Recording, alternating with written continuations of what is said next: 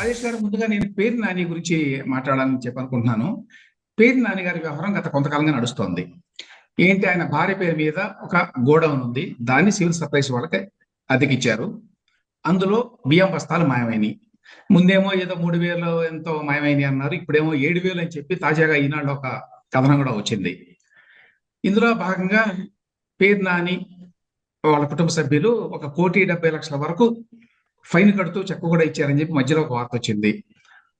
ఇవన్నీ జరుగుతున్నప్పుడు దీని మీద కేసు పెట్టడంలో చాలా డిలే అయిందని, ఉద్దేశపూర్వకంగానే కేసు పెట్టలేదని, లేక ఆయనకి ఎవరో సహాయం చేస్తున్నారు జిల్లాలో ఉన్న రాజకీయ నాయకులని, అందుకనే వాళ్ళు ఎవరిని అరెస్ట్ చేయలేదని, ఇట్లా రకరకాలు వస్తుంటే నిన్న పేరు నాని ప్రెస్ మీట్ పెట్టి ఒక మాట అన్నాడు. అదేంటంటే, నా మీద కక్షతోటి చాలా మంది నన్ను జిల్లాలో అరెస్ట్ చేయించాలని చెప్పి నా భార్యని ట్రై చేస్తున్నారు. చాలా గట్టిగా ప్రయత్నించారు. చివరికి ముఖ్యమంత్రి చంద్రబాబు నాయుడు గారి దగ్గర కూడా ఈ విషయాన్ని ప్రస్తావించారు. కానీ ఆయన మాత్రం ఆడవాళ్ళ మీద ఎందుకు మనం వెళ్ళడం అని చెప్పి అన్నాడు. అయినా కూడా వీళ్ళు ఒత్తిడి తీసుకొస్తున్నారు అని దాని సారాంశం. పేరుని జయసుధ గారు ఆవిడ పేరు మీద ఉన్నది ఈ గోడౌన్. సరే, అందరికీ తెలిసిందే అనుకోండి. పేరు ఆవిడ మీద ఉన్నా కూడా బహుశా అది పేరు నానిదో వాళ్ళ అబ్బాయిదో అయి ఉంటుంది. కానీ అంత మాత్రం చేత మామూలుగా కనుకైతే జగన్మోహన్ రెడ్డి లాంటి వాళ్ళ ప్రభుత్వంలో అయితే ఎవరి పేరు మీద ఉంటే వాళ్ళ పేరు వాళ్ళని అరెస్ట్ చేసి లోపలే వేసేస్తారు, ఎవరినైనా, మామూలు సాధారణ ప్రజలనైనా. ఈ విషయంలో చంద్రబాబు నాయుడు గారు చాలా హుందంగా ఉన్నారని చెప్పి కొంతమంది, లేదు లేదు ఇట్లయితే మరి మిగతా వాళ్ళు కూడా వర్తింపజేస్తారా, ఆడవాళ్ళ పేరు మీద ఉంది ఎందుకు వాళ్ళని అరెస్ట్ చేయటం, ఎందుకు అల్లరి చేయటం అని చెప్పి అంటారా, ఇలాంటి కొన్ని కామెంట్స్ కూడా వచ్చినాయి. మీరేమంటారు దీని మీద? ఇప్పుడు సాంకేతికంగా పేరుని జయసుధ గారి పేరిట గోడౌన్ ఉన్నప్పుడు, పేరుని జయసుధ గారి పేరిట సివిల్ సప్లైస్ డిపార్ట్మెంట్ తోటి లీజ్ అగ్రిమెంట్ ఉన్నప్పుడు, ఆ బియ్యం అపహరణకు గురైతే, వాస్తవంగా సివిల్ సప్లైస్ స్వాధీనంలో ఉన్న బియ్యం అపహరణకు గురైతే గోడౌన్ యజమానులకి సంబంధం లేదు.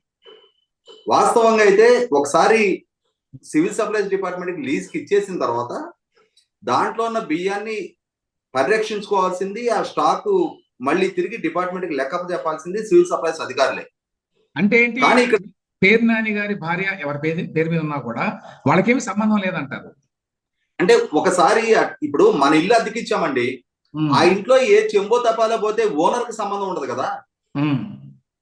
ఇప్పుడు అలాగే ఇవాళ సివిల్ సప్లైస్ గోడౌన్ డిపార్ట్మెంట్ కి అద్దెకిచ్చారు. అద్దెకిచ్చిన తర్వాత అందులో బియ్యం పోయాయి. పోయినప్పుడు కన్సర్న్ అధికారులదే బాధ్యత. అయితే ఇక్కడ జరిగింది ఏంటి అంటే, ఆ అధికారులు విచారించారు బియ్యం స్టాక్ ఎందుకు తగ్గాయి అని చెప్పని. అధికారులు ఇచ్చిన స్టేట్మెంట్ ఏంటి అంటే, బియ్యం డిపార్ట్మెంట్ ఏనండి, కానీ బియ్యం తీసుకెళ్లింది నాని గారు తీసుకెళ్లాడని చెప్పని అధికారులు ఇచ్చిన వాంగ్మూలం మేరకు ఈ వాస్తవాలు బయటకు వచ్చాయి.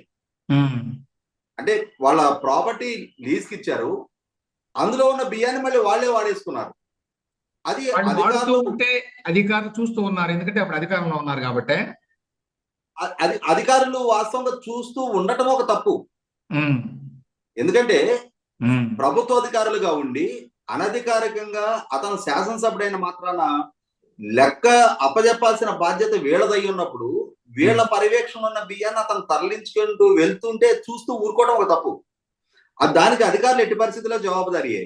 కానీ తరలించుకు వెళ్ళిన పేరు నాని కూడా జవాబుదారియే. కాబట్టి ఇక్కడ ఇష్యూ ఇది లైమ్ లైట్ లోకి రావడం జరిగింది. ఆ అంశం ఎప్పుడైతే లైమ్ లైట్ లోకి వచ్చిందో, మీడియాకో లేకపోతే పత్రికలకో ప్రజలకో ప్రత్యర్థులకో తెలియడానికంటే ముందు పేరు నాని గారే స్వయంగా జాయింట్ కలెక్టర్ కి లేఖ రాశారు. లెక్క తేడా వచ్చింది అని చెప్పి అంటున్నారు. ఇప్పుడు ఆయన ఏం చెప్తాడు, వే బ్రిడ్జి లోపం ఉన్న కారణంగా లెక్క తేడా వచ్చింది అంటున్నాడు. వే బ్రిడ్జి లోపం ఉంటే మహా అయితే కేజీల్లో తేడా వస్తుంది, లేదు అని అంటే 1 టన్ను వే చేస్తే ఒక 50 కిలోల 10 కిలోల తేడా వస్తుంది. కానీ 100 టన్నుల తేడా రాదు కదా వే బ్రిడ్జిలో లోపం ఉన్నావు. కానీ లేదు, సాంకేతికంగా దాన్ని రుజువు చేయొచ్చు వే బ్రిడ్జిలో లోపం ఉంది అన్నప్పుడు. అంతే తప్ప నేను మీకు నష్టపరిహారం భర్తీ చేస్తాను అని చెప్పని లేఖ రాయాల్సిన నెస్టీ లేదు. మీకు ఆ బియ్యానికి సంబంధించిన విలువ నేను కడతాను అని చెప్పని, చెల్లిస్తాను అని చెప్పని ఇతను సుమోటోగా అడ్మిట్ అయ్యాడు. ఇప్పుడు బియ్యం పోయినాయి అని అనుకుంటున్నారు. అవును, గుమ్మడికాయల దొంగ ఎవరంటే భుజాలు తడుముకున్నట్టుగా ఇతరెందుకు భుజాలు తడుముకున్నాడు, ఇతరెందుకు లెక్క రాశాడు? ఖచ్చితంగా అధికారులు ఏం వాంగ్మూలం అయితే ఇచ్చారో పేరు నాని గారి ఆధ్వర్యంలోనే ఈ బియ్యం తరలింపు జరిగింది అనేది అది నిజం కాబట్టి వీళ్ళు స్వయంగా లేఖ రాయడం జరిగింది. లేఖ రాసి వాళ్ళ లాయర్ ఆయన స్వయాన రాజేష్ గారు ఆయన డిఫెన్స్ లో ఒక మాట అనొచ్చు. అదేంటంటే ఇప్పుడు ప్రతిపక్షంలో ఉన్నాను, ఏదో ఒకటి పెట్టి కేసు పెడతారేమో, పోతే పోయిన డబ్బులు ఎంత మిస్సింగ్ ఉందో ఈ బియ్యం, ఎన్ని బస్తాలు లేక ఎన్ని టన్నులు మిస్ అయినాయో అంత మేరకు డబ్బులు కట్టేస్తాను నేను, తద్వారా ఏంటంటే మా ఆవిడ మీద కేసులు పెట్టడం, జైలుకు పంపించడం లాంటివి ఉండవు అని కూడా అనుకొని ఉండొచ్చు కదా. ఇక్కడ ఒకటండి, రాజకీయాల్లో ఉన్న వాళ్ళకి వ్యక్తిత్వం కూడా చాలా ఇంపార్టెంట్. ఇవాళ బియ్యం తస్కరణకు గురి అయ్యాయి, పేరు నాని గారు తరలించారు అన్న ఆరోపణ కన్నా కేసు పెద్ద ఇష్యూ కాదు. ఇవాళ ప్రజల్లో ఆయన నియోజకవర్గ వ్యాప్తంగానే కాకుండా రాష్ట్ర వ్యాప్తంగా కూడా ఆయన కుటుంబం చర్చనీయాంశంగా మారారు. ఇవాళ పేరు నాని గారు బియ్యం అమ్ముకున్నాడంట అన్న ఆరోపణ ఆయన నమ్ముకోనున్న ప్రజల్లో కూడా ఆయన పలసం చేస్తుంది. కాబట్టి ఎట్టి పరిస్థితుల్లో తన వ్యక్తిత్వాన్ని కాపాడుకోవడానికి ప్రయారిటీ ఇవ్వాలి ఆయన, ప్రొవైడెడ్ ఆయన గనక ఏ తప్పు చేయకుండా ఉండుంటే. కానీ తప్పు చేశాననేది ఆయనకి తెలుసు కాబట్టి ఇదేదో రేపటి రోజున పెద్దదిగా అంటే తాను ప్రతిపక్షంలో ఉన్నాననేది రియలైజేషన్ ఉంది కాబట్టి అది ఖచ్చితంగా ప్రభుత్వాన్ని దాన్ని ప్రతిష్టాత్మకంగా తీసుకోవడానికి ఆస్కారం ఉండదు కాబట్టి దాన్ని వీలైనంత వరకు ప్యాసిఫై చేసే ప్రయత్నం చేశాడు. అంటే మనం పోలీసులు చూస్తుంటాం కదా, ఏదైనా ఎవరైనా అరెస్ట్ చేసినప్పుడు నువ్వు నిజంగానే ఒప్పుకుంటే నీకు శిక్ష తగ్గిస్తాము అని చెప్తారు. అదేవిధంగా నేనే ముందుగా అడ్మిట్ అయిపోతే, నేనే ముందుగా డబ్బులు కట్టేస్తే నా మీద కేసుల గ్రావిటీ కొంచెం తగ్గుద్దని ఆయనకి ఎవరో సలహా ఇచ్చారు. ఆ సలహాను అనుసరించే వాళ్ళ 1,70,00,000 రూపాయలకి ఆయనే 2 విడతలుగా డీడీలు సమర్పించడం జరిగింది. ఇక్కడ జరిగిందేంటి, జయసుధ గారి పేరిట ఉన్న గోడౌన్లో ఈ విధమైన బియ్యం తరలింపు ప్రక్రియకి పేరు నాని గారు పూనుకోవడం ద్వారా జయసుధ గారిని బజారుకి ఆయన ఇచ్చాడు. ఇవాళ లేకుంటే అసలు జయసుధ గారు అనే పేరు కూడా నేను ఎప్పుడు వినున్నాం. పేరు నాని గారు సతీమణి పేరు జయసుధ అనే పేరు కూడా మనకు తెలియదు. ఇవాళ ఆమెని నడి బజార్లోకి తీసుకొచ్చి ఇవాళ పోలీస్ కేసులు, విచారణ, పరారీ పరిస్థితులు తను సృష్టించాడు ఆమెకి. లేకుంటే సాధారణ గృహిణి ఆమెకేమో సంబంధం ఉంటుంది, ఆమె ఎందుకు తరలిస్తుంది బియ్యం? ఆమె పేరు మీద ప్రాపర్టీ ఉన్నప్పుడు ఆ ప్రాపర్టీ విషయంలో రేపు రోజున పరిస్థితులు వికటిస్తే, మన అధికారం దూరం జరిగితే ఎదురుగాబోయే పరిస్థితులు ఏంటనే కనీస మాత్రపు విఘ్నత, కొద్దిపాటి ఆలోచన ప్రదర్శించున్నా కూడా ఇటువంటి చర్యలకు ఉపక్రమించేవాళ్ళు కాదు. ప్రభుత్వ డిపార్ట్మెంట్ కి సంబంధించిన బియ్యాన్ని 7,000 బస్తాలు లేపేటువంటి చిన్న ఇష్యూ రమేష్. అవును, అంటే ఇప్పుడు యాక్చువల్ గా ఆయన కనుక తరలించి ఉంటే ఈ 3,000, 7,000 మెట్రిక్ టన్నులో అధికారాన్ని ఉపయోగించుకొని ఏ స్థాయిలో వీళ్ళు అక్రమాలకు పాల్పడ్డారు అనేది మెయిన్ పాయింట్. కట్టాడు కట్టలేదు అని తర్వాత విషయం అనుకోండి, కట్టిస్తారు తర్వాత డబ్బులు. అంటే ఆ స్థాయిలో వాళ్ళు ప్రజాధనాన్ని, ప్రజలకు చెందాల్సిన బియ్యాన్ని వాళ్ళు బయటికి తీసుకెళ్లి అమ్ముకున్నారు అనేది పెద్ద ఇష్యూ. అయితే ఇప్పుడు చంద్రబాబు నాయుడు గారు ప్రభుత్వం ఏ విధంగా రెస్పాండ్ అవుతోంది దీనికి అనేది కూడా ఇంపార్టెంట్. ఇందులో 2 విమర్శలు. ఒకటేమో ఆయనకి జిల్లాలో చాలా పలుకుబడి ఉంది కాబట్టి కూటమిలో కూడా ఆయనకి కావాల్సిన వాళ్ళు చాలా మంది ఉన్నారు, అందువల్ల సరైన యాక్షన్ తీసుకోవట్లేదు, వేరే వాళ్ళనైతే ఇప్పటికి అరెస్ట్ చేసేవాళ్ళు ఒకటి. రెండోది, ఇంతకుముందు చెప్పినట్టు చంద్రబాబు నాయుడు గారి దృష్టికి తీసుకెళ్లి మంత్రి గారు ఎవరో, మరి ఏ మంత్రి గారో నాకు తెలియదు, మరి కొల్లు రవీంద్ర గారిని ఉద్దేశించో ఎవరిని ఉద్దేశించి అంటున్నాడు ఆయన చంద్రబాబు నాయుడు గారి దగ్గరికి వెళ్ళి ఎట్టి పరిస్థితులు అరెస్ట్ చేయాలని చెప్పి అన్నారు, ఒత్తిడి తీసుకొచ్చారు. కానీ చంద్రబాబు నాయుడు గారు మాత్రం మరి ఆవిడ పేరు మీద ఉంది కదా, ఆడవాళ్ళని బయటకి ఇడిస్తే బాగున్నదేమో అని చెప్పి ఆయన డిస్కరేజ్ చేశాడు అన్నట్టుగా పేరు నాని గారు చెప్పాడు. సరే, అట్లా చెప్పడం ద్వారా ఒక రకంగా చంద్రబాబు నాయుడు గారి ఇమేజ్ కొంచెం పెంచాడు అతను.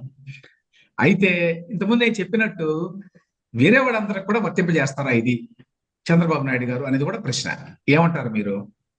ఇప్పుడు వాస్తవంగా చాలా చర్చనీయాంశమైన అంశం రమేష్ గారు ఇది. ఎందుకంటే స్థానిక శాసనసభ్యుడు, ప్రస్తుత రాష్ట్ర మంత్రి కొల్లు రవీంద్ర గారికి, పేరు నాని గారికి ఉన్న రాజకీయ వైరుధ్యాలు అందరికీ తెలిసిందే. వారు ప్రత్యర్థులుగా ఒకరి మీద ఒకరు పోటీ చేస్తున్నారు. 2014లో రవీంద్ర గారు గెలిచారు, 2019లో నాని గారు గెలిచారు. వారు నెగ్గినప్పుడు మంత్రిగా పనిచేశారు, వీరు నెగ్గినప్పుడు మంత్రిగా పనిచేశారు. మళ్ళీ ఇప్పుడు రవీంద్ర గారు 3వ ఎన్నికలో తన నెగ్గుండి మళ్ళీ ఇప్పుడు మంత్రి అయ్యారు. గత 3 దఫాలుగా మచిలీపట్నం శాసనసభ స్థానం నుంచి నెగ్గిన వాళ్ళు మంత్రులుగా పనిచేస్తా ఉన్నారు. ఇటువంటి పరిస్థితుల్లో కొల్లు రవీంద్ర గారి వైపు నుంచి పేరు నాని గారి విషయంలో ఒక సంఘటన బయటకు వచ్చిన దృష్ట్యా ఎందుకు కొల్లు రవీంద్ర గారు పట్టుబట్టడానికి ఇక్కడ ఆస్కారం ఉంది? ఉమ్, ఎప్పుడైతే మొన్న జోగి రమేష్ గారితో కలిసి గౌతు శిరీష్ గారు, పార్థసారథి గారు, కొనకాల నారాయణ గారు గౌతు లచ్చన్న గారి విగ్రహావిష్కరణ కార్యక్రమంలో పాల్గొన్నారు. ఇక్కడ కృష్ణా జిల్లాలో తెలుగుదేశం నాయకులు వైసీపీ నాయకులతో కొల్లుడవుతున్నారు అన్న ఆరోపణలు రావడం జరిగిందో, తెలుగుదేశం శ్రేణుల నుంచి ఒక్కసారిగా బగ్గుమనే స్పందన రావడం జరిగిందో, అదే సందర్భంలో పేర్ని నాని గారి ఇష్యూ కూడా ఫ్లేరప్ అయింది. పేర్ని నాని గారిని కూడా మచిలీపట్నంలో ఉన్న స్థానిక తెలుగుదేశం నాయకత్వం కాపాడుతుంది. ఆయనకు సంబంధించి ఇన్ని వేల బస్తాల బియ్యం మాయమైన ఆరోపణలు బయటకు వచ్చినా కూడా వెంటనే అధికారుల పరంగా చర్యలు తీసుకోకుండా ఉపేక్షిస్తున్నారు. ఆయన కొంత కాపాడే ప్రయత్నం చేస్తున్నారు. ఆయన అరెస్ట్ కాకుండా పారిపోవడానికి వీళ్ళే సహకరించారు అని చెప్పని ఆరోపణలు రావడం జరిగింది. ఆ వచ్చిన నేపథ్యంలోనే మరి ఆరోపణలు వస్తున్న నేపథ్యంలో వివరణ ఇచ్చుకోవాల్సిన బాధ్యత కూడా కొల్లు రవీంద్ర గారి మీద ఉంటుంది. ఆయన మీడియాలోకి వచ్చి మేము ఎట్టి పరిస్థితుల్లో కాపాడే ప్రయత్నం చేయం, నా మీద హత్య కేసు మోపి నన్ను జైలు పాలు చేసిన వ్యక్తిని నేనెందుకు కాపాడే ప్రయత్నం చేస్తాను, నాకు సంబంధం లేని కేసులో జైలు జీవితం నేను అనుభవించాను, దానికి ఆ రోజు బాధ్యుడి పేరు నాని, ఇవాళ అతనికి సంబంధించి ఇంత పెద్ద ఆరోపణ రుజువులతో సహా బయటకు వచ్చిన నేపథ్యంలో నేను కాపాడే అవసరమే నాకు లేదు అని చెప్పని ఆయన వివరణిస్తూ ఖచ్చితంగా ఆయన వైపు నుంచి అంటే ఇంత ఆరోపణ వచ్చిన నేపథ్యంలో చర్యల కోసం పట్టుబట్టడంలో ఎటువంటి ఆశ్చర్యం లేదు. అయితే ఇక్కడ గమనించుకోవాల్సింది ఏంటి అంటే, పేర్ని నాని గారు నిన్న ఒకటి చంద్రబాబు నాయుడు గారిని ఎమోషనల్ గా అంటే ఇంకా తన వైఫ్ జోలికి రాకుండా ఉండటం కోసం ఎమోషనల్ గా ఒక డ్రామా ఆడేశాడు. అంటే చంద్రబాబు నాయుడు గారు నీకు తలకాయ ఉందా లేదా, మహిళలను అరెస్ట్ చేయమంటావేంటి అని చెప్పని. అంటే ఏంటి, రేపు ఒకవేళ పోలీసులు కనుక నిజంగానే జయసుధ గారిని అరెస్ట్ చేయాలని చెప్పని ప్రయత్నం చేస్తుంటే నిజంగానే సాక్షాత్తు రాష్ట్ర ముఖ్యమంత్రి గారు ఈ అరెస్ట్ కి వ్యతిరేకంగా ఉన్నారన్న ఒక భావన కలగజేయటం ఒకటి.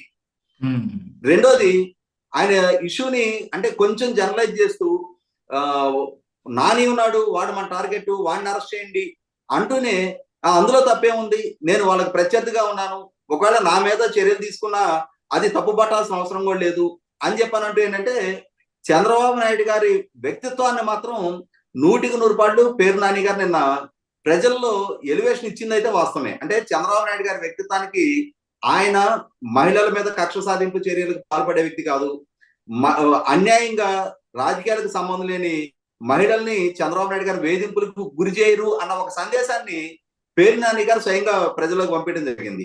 ఇదే సందర్భంలో ఖచ్చితంగా ప్రజల్లో కూడా నిన్నటి నుంచి జరుగుతున్న చర్చ ఏంటి అంటే, నిజమే మరి చంద్రబాబు నాయుడు గారు మహిళల విషయంలో ఆ గౌరవాన్ని ఆ దూరాన్ని మెయింటైన్ చేస్తా ఉన్నారు. మరి పేర్ని నాని గారి పార్టీ ఏం చేసింది, వాళ్ళ నాయకులు ఏం చేశారు? జగన్మోహన్ రెడ్డి గారు స్వయంగా ఆయన సమక్షంలోనే రాజకీయాలకు సంబంధం లేని ప్రత్యర్థి పార్టీలకు సంబంధించిన నాయకుల కుటుంబ సభ్యుల్ని వ్యక్తిత్వానికి పాల్పడుతుంటే, జగన్మోహన్ రెడ్డి గారు స్వయంగా తన సోదరి కట్టుకున్న చీర రంగును కూడా బహిరంగ సభల్లో ప్రస్తావిస్తున్నప్పుడు మరి మహిళల పట్ల తమ పార్టీ ఏ విధంగా వ్యవహరించింది, వాళ్ళ చంద్రబాబు నాయుడు గారు ఏ విధంగా వ్యవహరిస్తున్నారు అనేది కూడా 100% చర్చనీయాంశంగా మారింది. పేర్ని నాని గారి నాయకుడు జగన్మోహన్ రెడ్డి గారు రాష్ట్ర ముఖ్యమంత్రి హోదాలో స్వయంగా వారు బహిరంగ సభలో ప్రసంగిస్తా, తన సొంత సోదరి షర్మిల గారు తన కొడుకు వివాహానికి ఆహ్వానించడం నిమిత్తం చంద్రబాబు నాయుడు గారిని కలిస్తే ఆమె కట్టుకున్న చీర రంగు కూడా బహిరంగ సభలో ప్రస్తావించడం ద్వారా జగన్మోహన్ రెడ్డి గారు, వాళ్ళ పార్టీ, వాళ్ళ ప్రభుత్వం, వాళ్ళ సోషల్ మీడియా, వాళ్ళ సొంత మీడియా మహిళలతో ఏ విధంగా వ్యవహరించింది అనేది ప్రజలకు ఒక స్పష్టత ఉంది. అటువంటి వైసీపీ పార్టీకి సంబంధించిన పేర్ని నాని గారు ఇవాళ రాష్ట్ర ముఖ్యమంత్రిగా చంద్రబాబు నాయుడు గారు తన ప్రత్యర్థులకు సంబంధించిన కుటుంబ సభ్యురాలు అయినా కూడా, ఒక కేసు ఆరోపణ వచ్చినా కూడా మహిళల విషయంలో ఎంత సమయం పాటిస్తున్నారు అనేది పేర్ని నాని గారి నోటి వెంటే తెలియజేయడం ద్వారా ఇవాళ చంద్రబాబు నాయుడు గారి స్థాయిని పేర్ని నాని గారే ఎండార్ప్ చేసినట్టు అయింది. ఆయన వ్యక్తిత్వాన్ని, ఆయన మహిళల పట్ల ప్రదర్శించే గౌరవభావాన్ని కూడా పేర్ని నాని గారే స్వయంగా తెలియజేసినట్టు అయింది.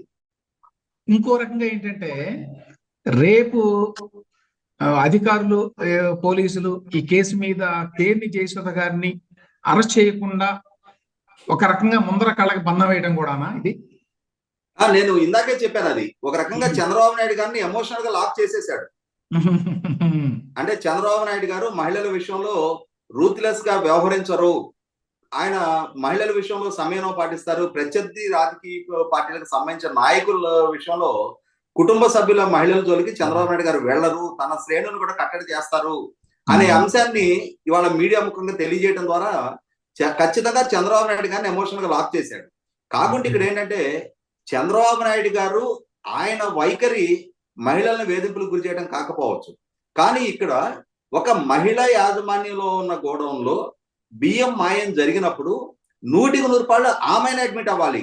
నాకు సంబంధం లేదు, నేను లీజ్ అగ్రిమెంట్ లో ఉన్నది వాస్తవమే, కానీ ఈ తరలింపు వెనక నా భర్త నా కొడుకు పాత్ర ఉందేమోనని చెప్పని ఆమె వాంగ్మూలం అయితే నమోదు చేయాల్సిన అవసరం ఉంటది. అప్పుడు ఆమె మీద ఛార్జెస్ ఫ్రేమ్ అవ్వకుండా పేరు నాని గారి మీద వాళ్ళ కొడుకు మీద ఫ్రేమ్ అవడానికి ఆస్కారం ఉంటది.